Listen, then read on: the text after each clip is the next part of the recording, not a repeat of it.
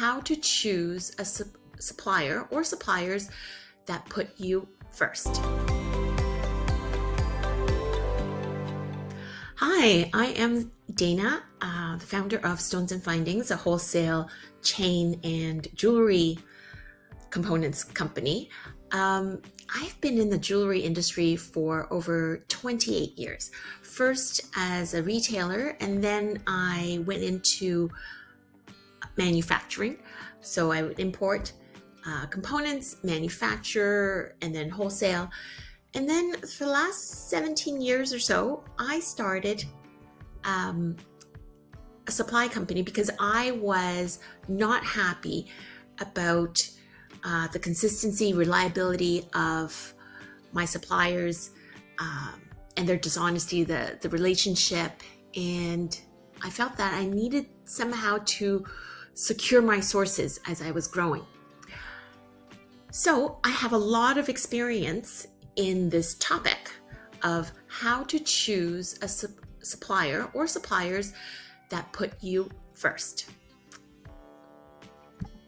So in today's talk, I'm going to be covering the easiest ways to find a good supplier, what goes on the heads of suppliers, what makes them tick, and what they can and cannot do.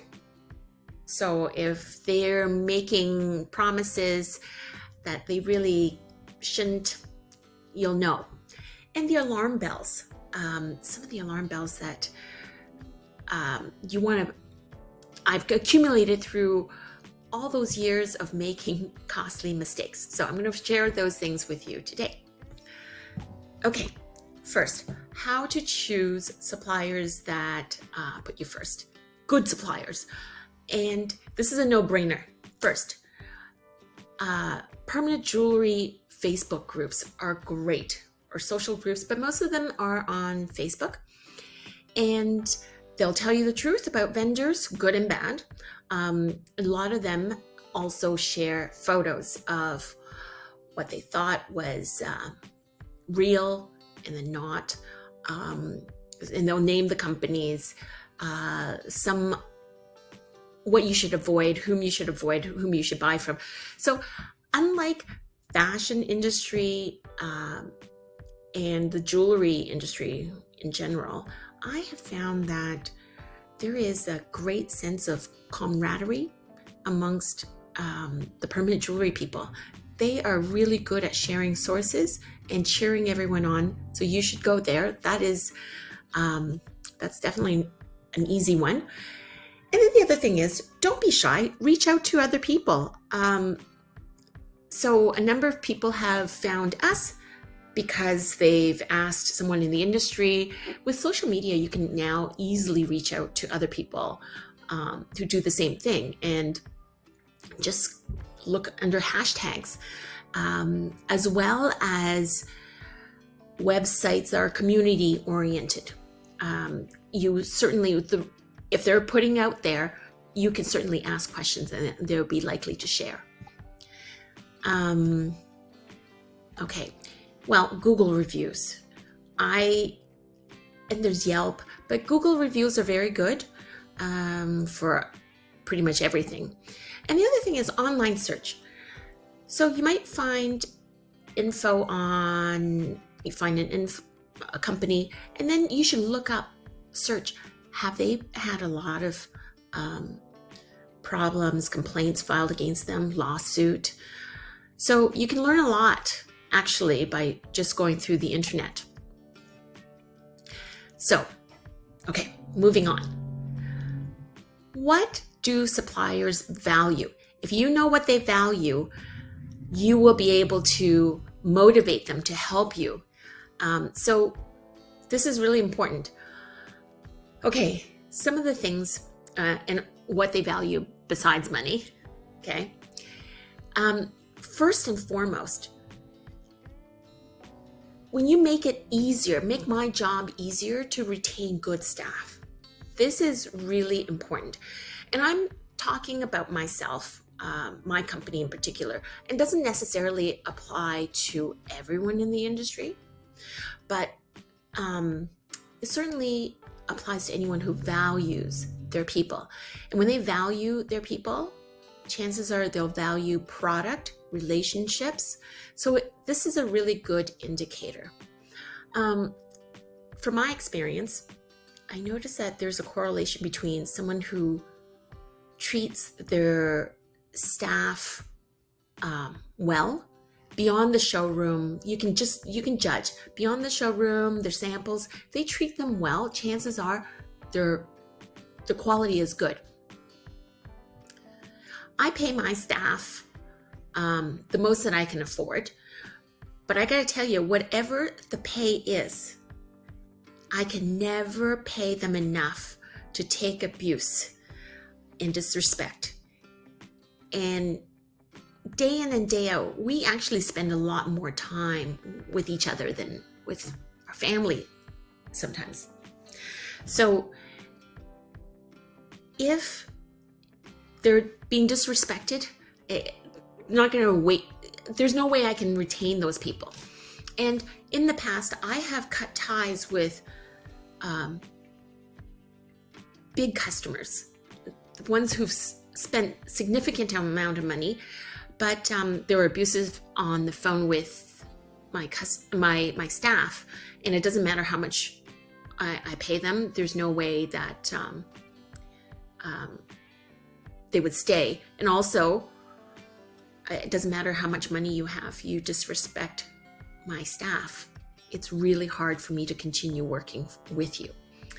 On the flip side, we've had customers who are great, really great. Some of them are very friendly. Sometimes they'll bring us treats and cookies and things like that when they do curbside pickup, sometimes wine. Anyway, trust me, loyalty is very easy to attain.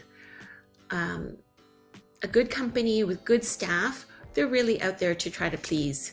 And a little bit goes a long way when you show your appreciation. And, although everything's on queue, as in orders come in, first out, and you're not supposed to jump queue. But I have seen even our staff, when they like someone a lot, text to say, oh, this just came in, it isn't live yet, etc. And so I know these things do happen. You don't have to have treats. You don't, just be polite, and you'd be surprised how being polite and respectful goes a long, long way in the industry. So it really is important to suppliers like myself that you treat my staff well, because that's worth a lot more money than what they take home. Okay, so that's that. The other thing is, give them good reviews. It's surprising how valuable reviews have become in this day and age in shopping, online shopping. And I don't think I go to a new restaurant without checking the reviews. So it is, if they deserve it, by all means, give them a good review. That's worth a lot of currency. And if you don't know that they even check, thank them for their service and let them know, like, you've got the thanking them for a quick turnaround or whatnot. And just say, I really appreciate what you've done. I'm going to put up a review for you. Where would you like me to review it, etc. That's hard currency right there. And it takes 5 minutes, but it's worth of your time, but it's worth hundreds of dollars. So it doesn't really matter how big your orders are, how big you are as a customer. When you actually do that and promote their business in that way, they'll always remember you. Okay. Again, same thing with reviews, giving them referrals. That's really important, because it's great to be appreciated.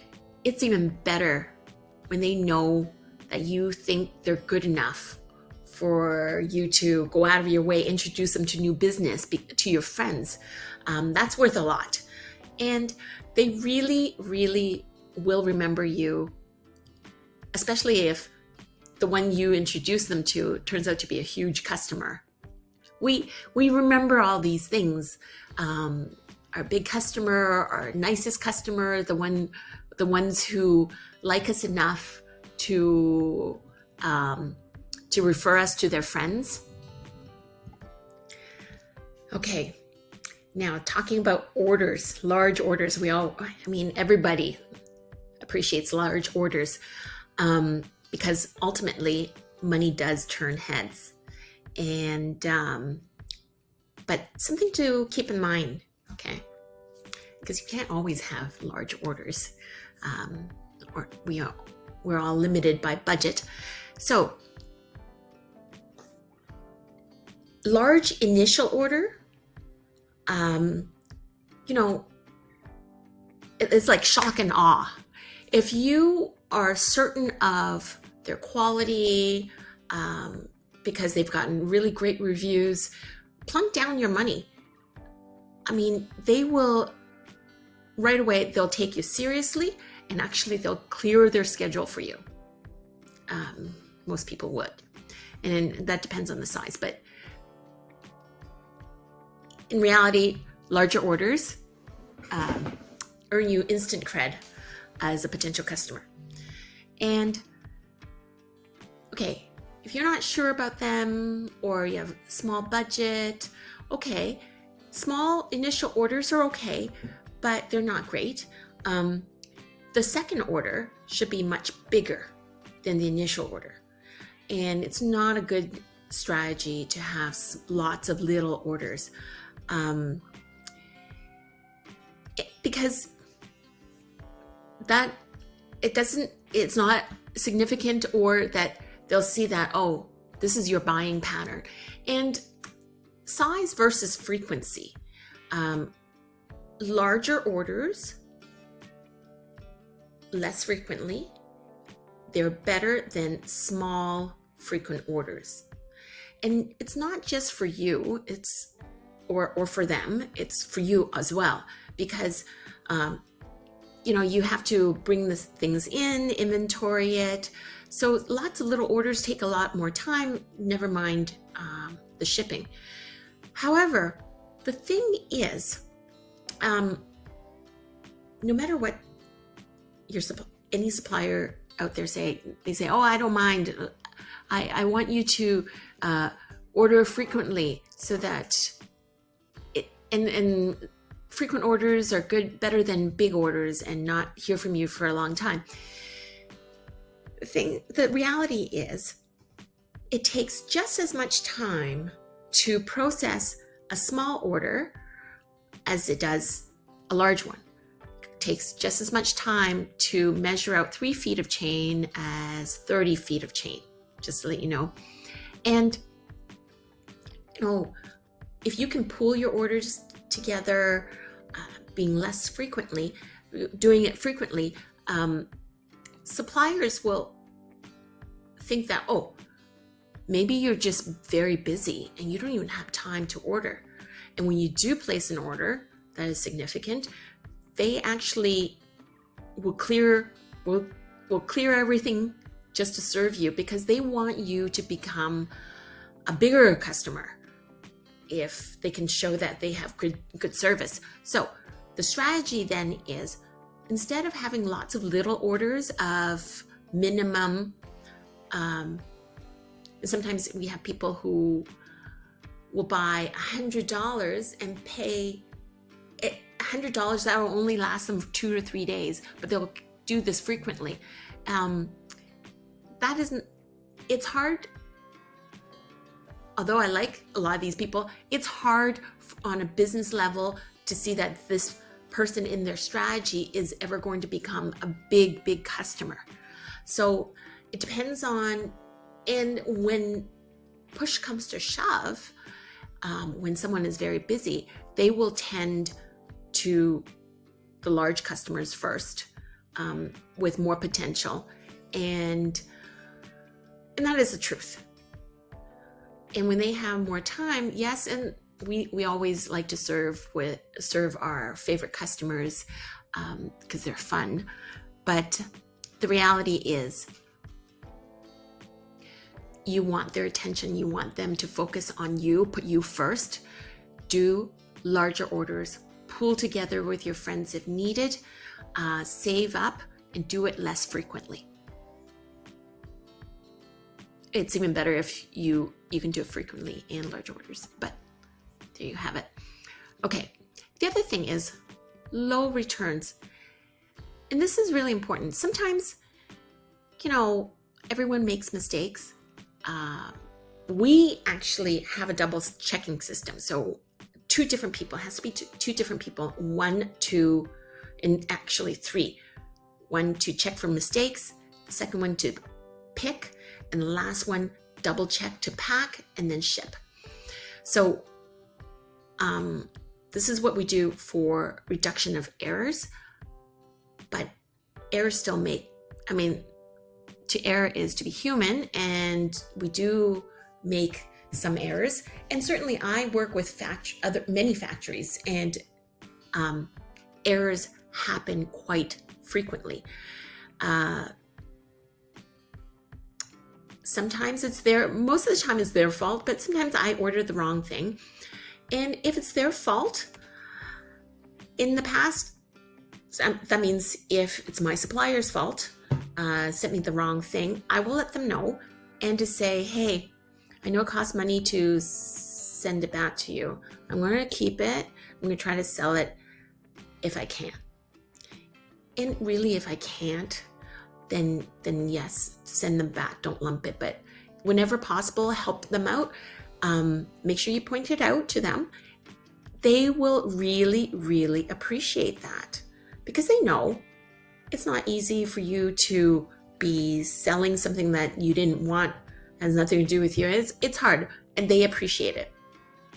And sometimes if the staff there, they appreciate you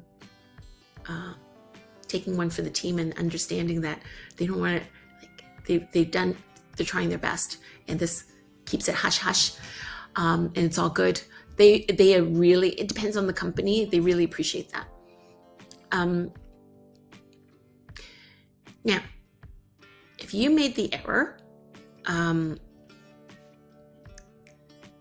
and most companies will allow you to return that you made an error, but if you say to them, hey, I made the error, I'm going to keep it and try to sell it, but can you do me a favor and ship me the right things pronto?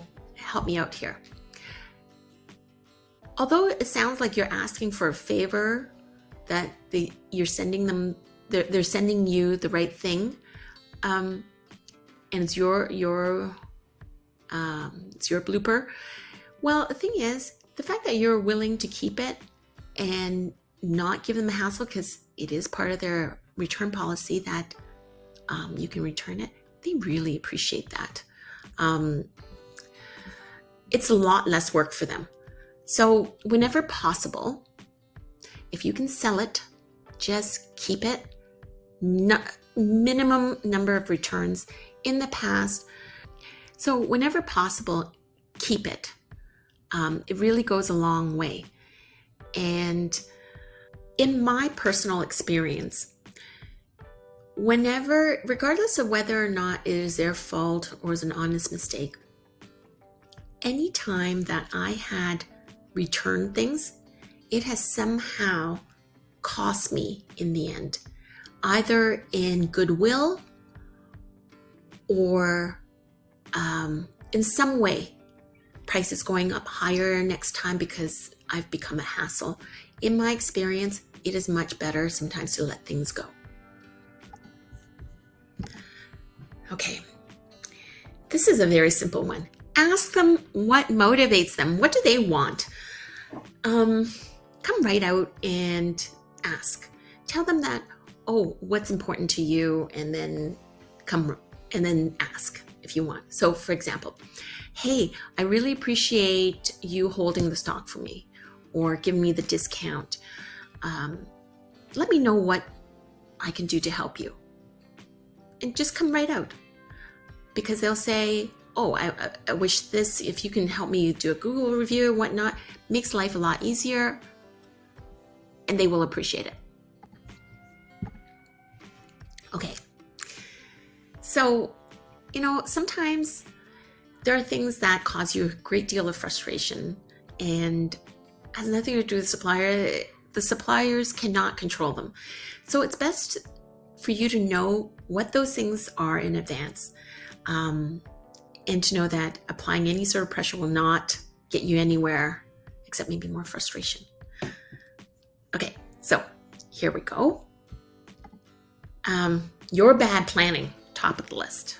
So many people call frantic. Oh my goodness, I've got the event coming up. I'm missing jump rings, I'm missing chain, etc. And I've had calls where, okay, even if I was to pick it up now, go to the airport, fly there, I would not be able to get them in their hands in time. So nothing I can do about that. No matter how much I get stressed out to try to get it to you. This goes for all suppliers. Okay, so they can't do anything if you don't plan. The other thing is weather. I used to say to people down south, you have no idea how hard it is being up north with ice storms, etc. But the last couple of years, there have been storms everywhere, down in Texas, and that causes delays, and that no one has control over. So keep that in mind, and it does happen. Bane of my existence for everybody, actually. Lost packages. So we have very good rate, batting average, as I say. We have very low missing packages, but still things go missing. We try not to ship on Fridays, so keep this in mind. Try not to get your suppliers to ship on long weekend on a Friday. Better Monday. It's sitting in the warehouse anyway. Things go missing. So I would say packages goes missing. It's really hard and ruins everyone's weekend or the day, but nothing that your supplier can help or change. The other thing is, suppliers, no matter how much pull they have, they don't have absolute control over production, especially given the last few years of COVID shutdown, and overall world shortages of raw materials. So all those problems go downhill, and you just have to work around it. Okay, how do you work around it? You can help out. One, you order ahead. There are more and more crazy storm vortexes all over. Order ahead. Avoid peak season. Hey, we know when Black Friday is. Every year, Black Friday, Christmas, Mother's Day. It's the same time every year. Just plan for it. Everything gets backed up. If you're going to place an order, here's a trick. Place it Tuesdays through Thursdays. For online businesses, and I guess most businesses, those are the quietest times, because a lot of people wait until Saturday or Sunday nights to place their orders because they would have been busy Friday, Saturday, and Sunday, and they want to see what their inventory is like and scramble to buy for the following week. And so we I think most businesses have a lot of orders, and the wholesale customers, wholesale suppliers would have a huge backlog come Sunday, Monday, if they're open.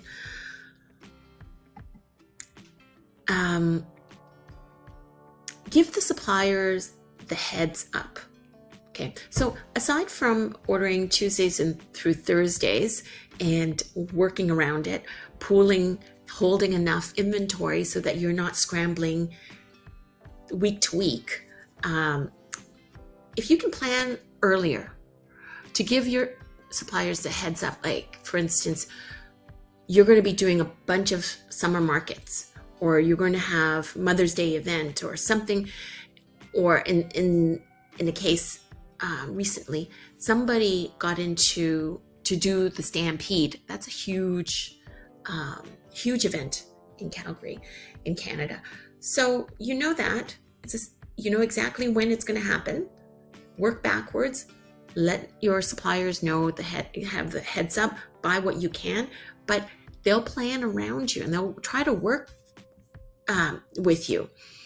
And you know, if it is something that isn't going to cost if it's really popular, they might not ask for a deposit, and they'll just buy more to accommodate you. And if it's not as popular, or you're asking for something very niche, specific, or large quantity, they might ask you for a deposit. But a small amount just to secure your supply is fantastic. It's well worth it. Okay, promises made to be broken. I want to teach you how to suss out the liars. And these are all from personal experience. Yes. And some of them were very, very expensive. So here we go. Here are some of the promises to be broken. The quality will be better next shipment. Or you're at a trade show and they say, don't worry, when your actual shipment comes, it will be better quality because we were in a big rush to come to the show, and this was not poorly made because we were rushing. Don't believe it. That sample, the showroom sample, the trade show sample, it is as good as it's going to get. Okay. It's just like the first date. Okay. Trust me, if the first date, the person is not at their best, it's not going to improve. Okay. He's not going to get all of a sudden improve, be more polite, and certainly not going to improve with marriage. Okay. All right. So the other thing that often people promise and they can't deliver or don't is it will be there soon. You hear that? Oh, the perpetual, it'll be here in 2 weeks. No. Okay. So, and they'll say that because they know that if they tell you they don't have it or they won't get it for a number of weeks or whatnot, they're going to lose the business. You're going to switch to someone else. So unless they tell you, oh, I expect it May, whatever, or 6 days from now, that's when the orders should be finished and it'll be coming in at specific. Other than that,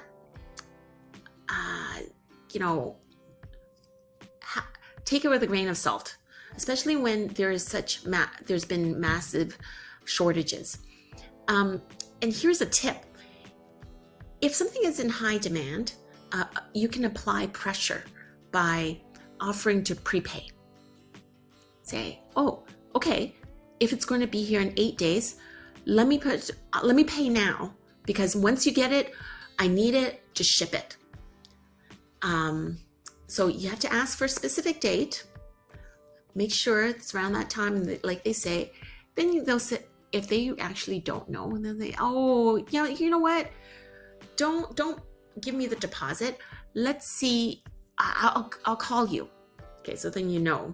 Okay, don't count on it and say, okay, are you sure? Because if it comes on that day, I'm willing to take it. You suss out, then you buy it elsewhere just to have your backup plan.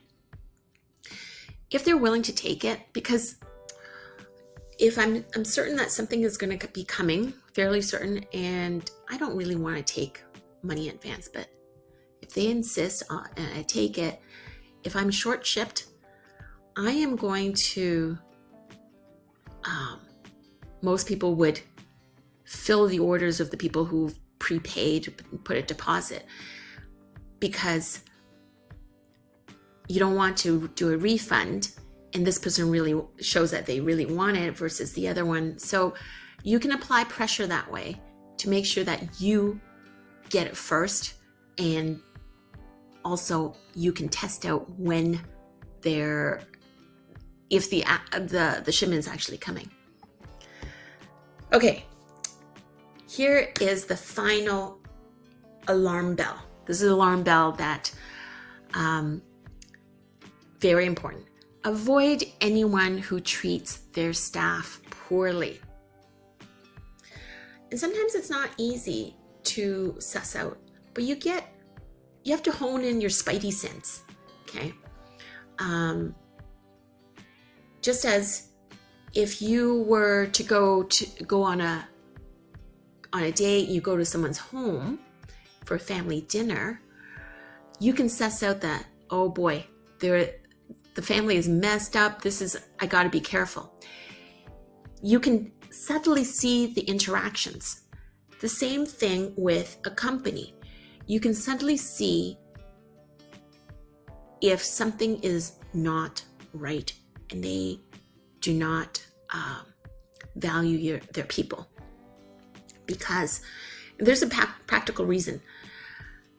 Any company that does not treat their staff well,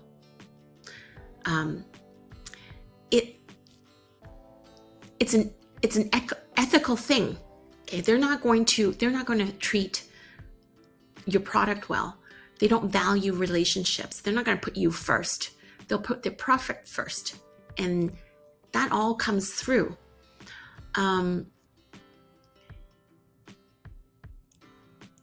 Again, going back to dating, it's like this. Don't date a guy who treats the wait staff poorly, because long term they're going to treat you poorly. So anyway, that is a bit of wisdom from my mom. The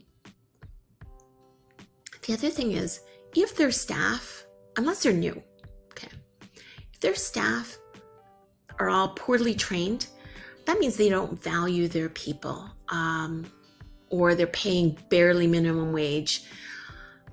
Then you also see, do their staff seem unhappy? Maybe not taking pride in their work? That's because they're being treated poorly. And trust me, they're not taking pride in their work. They're not going to take pride in caring for your product and your relationship. It goes hand in hand. A long time ago, I had, here's an example. I had to go to a factory, and I used to visit all the factories to make sure that the quality was good. They didn't have children working in their plant. And this was a place in southern China. I was walking through the factory floor from one area to another when I heard this bell. And then I hear this thundering. Everyone was running. They were all rushing to the food hall, just bolting. And then I looked just to see what it was all about, and I see that it was terrible. The conditions were terrible. Nothing like the showroom with marble floors. It was terrible. It was dirty. The floor was not really finished, and people grabbed their old chip bowls that were stacked up. And anyway, make a long story short, I should have went with my gut. It made me feel uncomfortable, And when the shipment came, it was horrible. They were chipped, and I had to do a lot of recall because I realized it was subpar later on. But that was, and I couldn't get my money back. So anyway, that gives you an idea. Now, to contrast that to another experience in Seoul in Korea, instead of going to the fancy lunch, I asked to go to the food hall. I don't tell them in advance. When it's ready for time, and they say, oh, let's go to, I don't know, actually, I want to, in Asia, they have food halls, usually for all their staff in factories. The food is covered. So I go there, everything is clean, everyone seems happy. There were lots of water filters, things were disinfected, and I enjoyed the food. It was simple. Lots of appetizers, like Korean, traditional Korean food, but it was well prepared. And you know what?